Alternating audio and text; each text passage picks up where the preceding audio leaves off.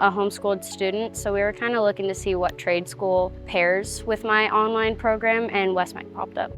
So I originally came for welding and/or auto tech, and through the tour, we discovered this shop and I toured this one and I was like, wow, I like this one a lot.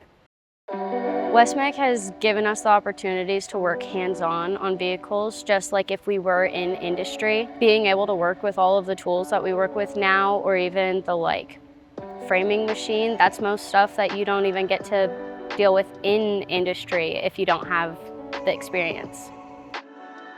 Within the first month or so, you get your 6H certifications. And then through the certifications, we do an iCar program and we get everything through iCar.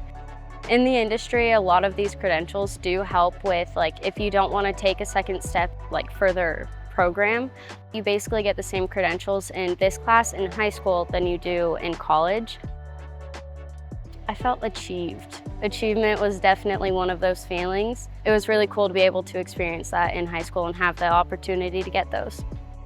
They definitely show experience. The more credentials you have, or even the higher credentials, definitely shows the experience. Getting to be able to experience those in high school is way more useful than in college, because you have more years to experience those in practice.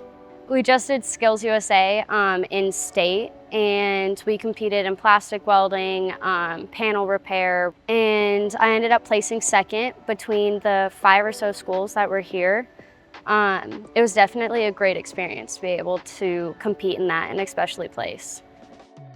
I do plan on applying for some scholarships for trade schools outside of this and continue to work in industry while doing it. And if not, I'll get my business degree and hopefully open my own shop.